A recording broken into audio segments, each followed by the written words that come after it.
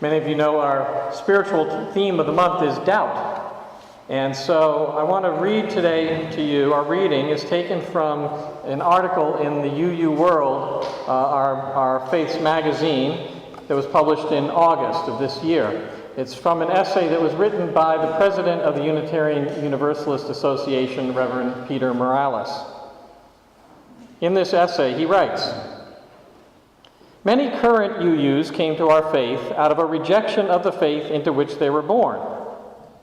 But the search of many young people today is fundamentally different. They are not in flight from oppressive orthodoxy. Instead, I see them searching for something much deeper than an absence of dogma. Something new is struggling to be born. What is holding back a new spiritual awakening? How can we help it emerge? How can we play a role in this great cultural movement? I think we can help change the conversation. We need to think about faith, religion, and spirituality in a new way. When I grew up, I was taught that religion was about what we believed. What made my denomination different, and correct, of course, was our sound doctrine. We were right. This made religion too much about being right, about us and them. Too much attention then goes into defending our beliefs. I am now convinced that belief," and he has belief in quotes, I am now convinced that belief, in the way we usually use the word, is actually the enemy of faith, religion, and spirituality. Let me say that again.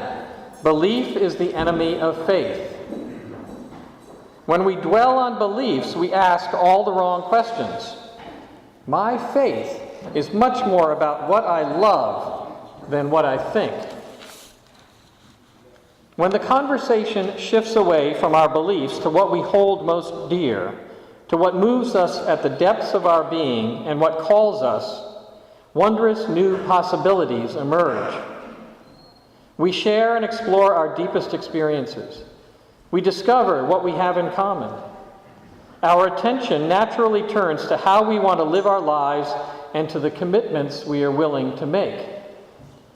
Our concern at the personal level becomes one of developing our awareness, of spiritual disciplines, of growth. At the interpersonal level, our attention turns to loving relationships. Finally, our attention turns to issues of compassion, justice, and interdependence. Faith becomes a relationship. Faith is about being faithful to what we hold sacred. A new interfaith, multi-faith spirituality is struggling to be born. Ours has always been a faith beyond belief. We have a historic role to play." Those are the words of our association president, Reverend Peter Morales, and we'll be looking at those a little more closely during the sermon today.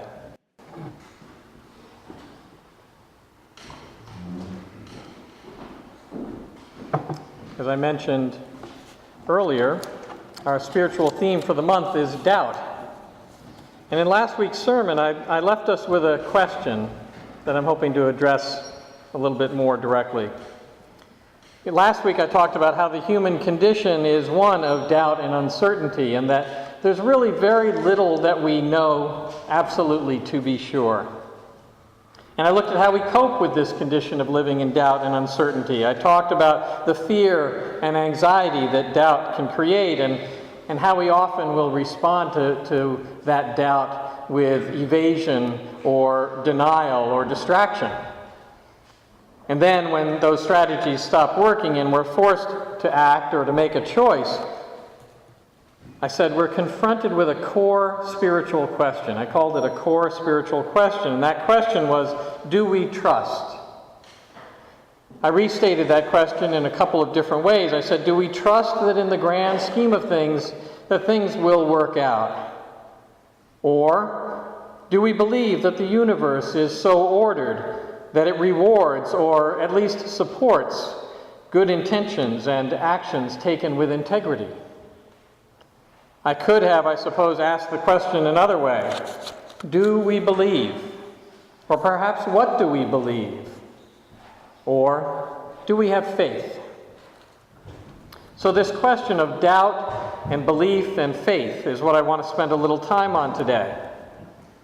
Now, we heard in today's reading that the president of the Unitarian Universalist Association, Reverend Peter Morales, has stated that belief is the enemy of faith. Belief is the enemy of faith, religion, and spirituality, he said. When we dwell on beliefs, we ask all the wrong questions. My faith, he writes, is much more about what I love than about what I think. Now, I will say that I am glad that we are not organized like the Catholic Church and that the president of our association doesn't have the power of the Pope, because I respectfully disagree with this statement that belief is the enemy of faith. What we believe, both individually and collectively, defines who we are as people and as people of faith. And I believe that our fear of claiming our beliefs is what has historically kept us sort of on the fringes of the religious landscape, out on the margins of religious dialogue. Now, I will say that I appreciate what Peter Morales is trying to do in his essay. When he says that ours has always been a faith beyond belief, he is encouraging us to engage with others, both within and outside our congregations, encouraging us to engage in deep explorations of those things that are most precious to us, of what's most important to us. When the conversation shifts away from our beliefs, he writes, to what we hold most dear, to what moves us at the depths of our being and what calls us, wondrous new possibilities emerge. I couldn't agree with him more. If we want to build meaningful relationships with others, these are the conversations we need to have.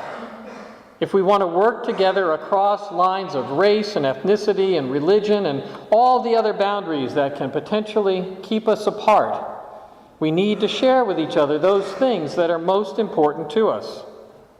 Because when we get down to talking about those things, we'll likely find common ground and perhaps even a shared sense of purpose. When we share the things that are most important to us, we can even work for justice with a unified voice. But I would say that this alone does not a religion make.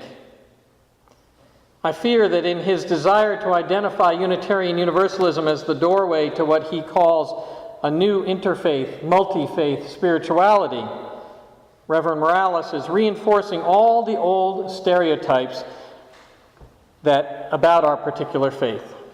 The stereotypes that say our faith is a mile wide and an inch deep. The ones on which all the jokes that Garrison Keillor tells on A Prairie Home Companion form their basis. You know, like the one that says, what do you get when you cross a Unitarian Universalist with a Jehovah's Witness? Someone who goes around knocking on doors with no particular reason. Funny, yeah. When Peter says that belief is the enemy of faith, he is in some sense telling us that it doesn't matter what we believe. And this, I'm afraid, is perilously close to saying that as Unitarian Universalists, we can believe whatever we want to believe. And that phrase, which I still hear in our church sometimes, just makes me shudder. It's true that we are a creedless faith, a faith free from dogma. You do not have to subscribe to a particular set of beliefs to be a UU. But that doesn't mean that you can have no beliefs, or that you can believe whatever you want to believe, or that you are entitled to hold beliefs that are contrary to our values, the values that we share. We don't tell you that you have to believe in a particular God, or any God at all. We don't require you to believe in heaven or hell, or a particular path to salvation, however you might define salvation. We won't fault you for following the teachings of the Buddha or for honoring the goddess by dancing naked in the full moon.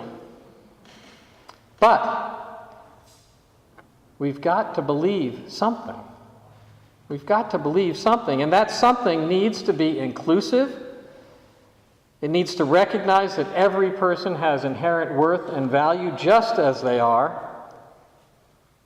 It needs to affirm that we are all connected in some great cosmic way, that what each of us does has an impact on others, so we are called to act responsibly and not strictly out of self-interest. We need to talk about what we believe, because what we believe makes us who we are. The great Unitarian educator, Sophia Lyon-Fahs, said this about beliefs. It matters what we believe. Some beliefs are like walled gardens. They encourage exclusiveness and the feeling of being especially privileged. Other beliefs are expansive and lead the way into wider and deeper sympathies. Some beliefs are like shadows, clouding our days with fears of unknown calamities. Other beliefs are like sunshine, blessing us with the warmth of happiness. Some beliefs are divisive, separating the saved from the unsaved, friends from enemies. Other beliefs are bonds in a world community, where sincere differences beautify the pattern. Some beliefs are like blinders, shutting off the power to choose one's own direction. Other beliefs are like gateways, opening wide vistas for exploration. Some beliefs weaken a person's selfhood. They blight the growth of resourcefulness. Other beliefs nurture self-confidence and ignite the feeling of personal worth. Some beliefs are rigid, like the body of death, impotent in a changing world. Other beliefs are pliable, like the young sapling, ever growing with the upward thrust of life. What we believe matters. It's an important part of who we are as individuals and who we are as Unitarian Universalists. Belief is not an enemy of faith. It is faith's companion. But what about doubt? What about doubt? Is doubt the enemy of faith? Is doubt the enemy of belief? Can we doubt and still believe? Is there such a thing as a doubting believer? As I said last week, facing our doubts requires us to encounter this question of what we trust, what we believe to be true, to face the question of our faith. Back when I was in seminary, I worked as a hospital chaplain. And I went into a patient's room, and he saw my vestments and said, "I don't want to talk to you. I have no faith." I have no faith, he said. And so my immediate response to him was to say, you've got to have faith in something. And then I went on to say, do you drive a car? And this gentleman said, yeah, I drive a car. And I said, well, if you drive a car, that's an act of faith. Because you have faith that when you apply the brakes, the car is going to slow down. Or when you turn the steering wheel, it's going to go in the direction that you want it to go. You have faith that the oncoming traffic is going to stay in its own lane and that everyone on the road will obey traffic signals. Unless you're here in Pennsylvania, then it's a little doubtful. I still don't understand the left on red down here. I don't get that. But every time, I told him, every time we step into a car, we're acting out of our beliefs, out of our faith. We make these kinds of leaps of faith every day, I told him, without even thinking about them. Everyone has faith in something. Now, I admit that this is a little bit of a glib answer. When you're training to be a chaplain, you're really not taught to tell people what they need to believe, but that's what I told him. But I think there's some truth in this. We all believe in something. It may even be a conviction that there is nothing to believe in, but that in and of itself is a faith statement, right? So where does faith come from? I think there are really two kinds of faith. First, there's a kind of faith that sometimes is referred to as blind faith, and I don't want to use that in any kind of pejorative word, but it's a faith that is accepting. You just believe. You have faith. It's sometimes like when we're a child, we just have faith that our parents will protect us from danger and evil. It's maybe the faith that the world is made for us and that we can be anything, do anything that we want to do. And there's certainly nothing wrong with this kind of faith. But I want to focus a little more on the other kind of faith. The kind that comes from experience. The kind that doesn't just accept what we're told, but which says, show me, show me. The faith that grows out of our doubts and our experiences, out of our questioning. Now, some would say that this is no faith at all, but I would beg to differ. Because when we live our lives, when we face our experiences, when we understand our place in the universe through our living, and we come to believe in something, that is faith. Our life experiences can shake us to the core, and they are bound to mold and shape and inform our faith. Perhaps the ultimate statement of Christian faith is found in the writings of the Apostle Paul in his letter to the Hebrews. There he says that faith is the assurance of things hoped for, the conviction of things not seen. You may have heard that before. And this statement of his is often offered up as an example of what I would refer to as blind faith. And again, nothing pejorative in that term. But if we look at this statement closely, I think it also includes an argument for this experiential faith that I'm talking about. The faith of the doubter, the faith of the questioner. Paul says faith is the assurance of things hoped for. And then I would ask, what do we need to actually hope for something? I think we need an awareness of its absence. That is an experience, an awareness that we're lacking something. And then he says, faith is the conviction of things not seen. What do we need to be convinced that something is there, although we've not seen it? I would say that that's a longing for that very thing. So this awareness and this longing both arise out of our experiences of the world and ourselves in relation to it. They are created out of our doubts, out of our questioning. We must experience these longings, these lackings, as precursors to our belief. Faith or belief is one possible response to these very human emotions and conditions.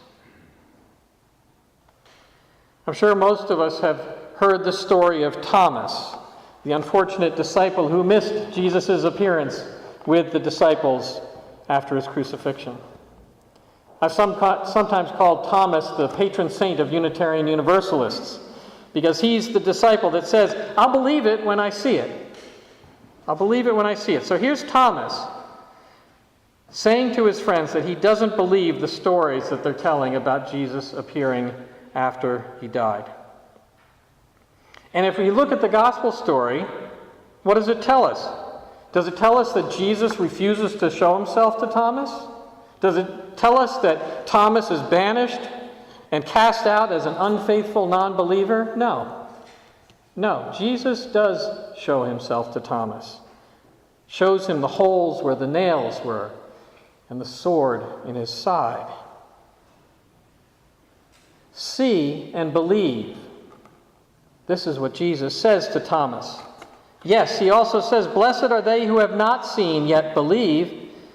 But I would say that this story tells us too that no less blessed are those who have doubted, those who have questioned, those who have waited to see and then believed.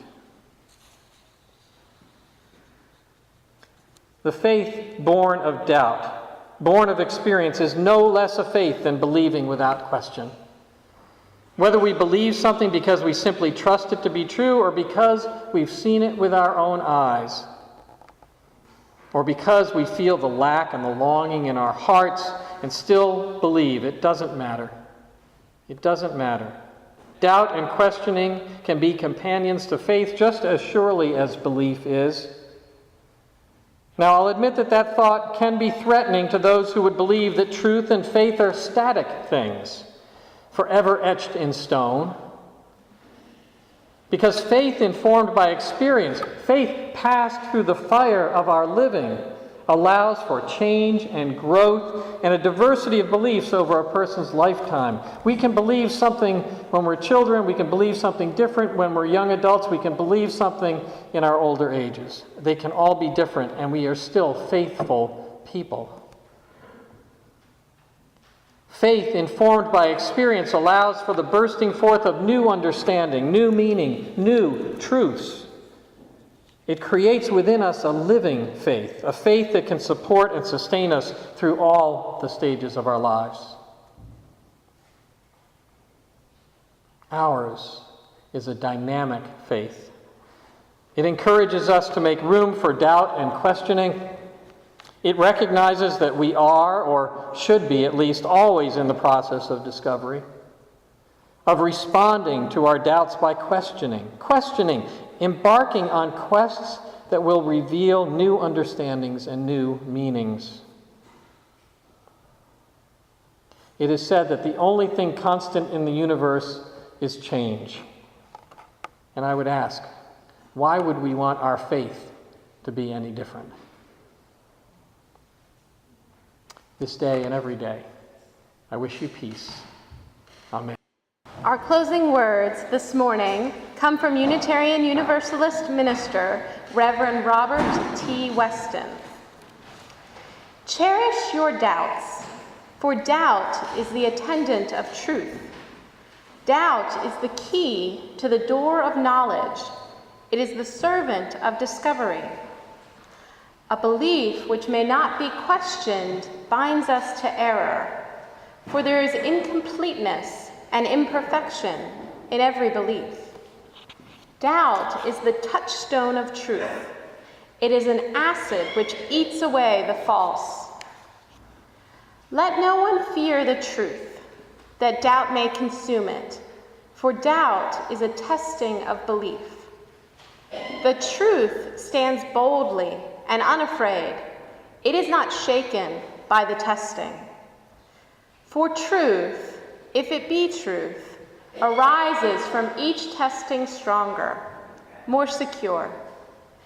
For those that would silence doubt are filled with fear. Their houses are built on shifting sand. But those who fear not doubt and know its use are founded on rock. They shall walk in the light of growing knowledge. The work of their hands shall endure. Therefore, let us not fear doubt, but let us rejoice in its help. It is to the wise as a staff to the blind. Doubt is the attendant of truth.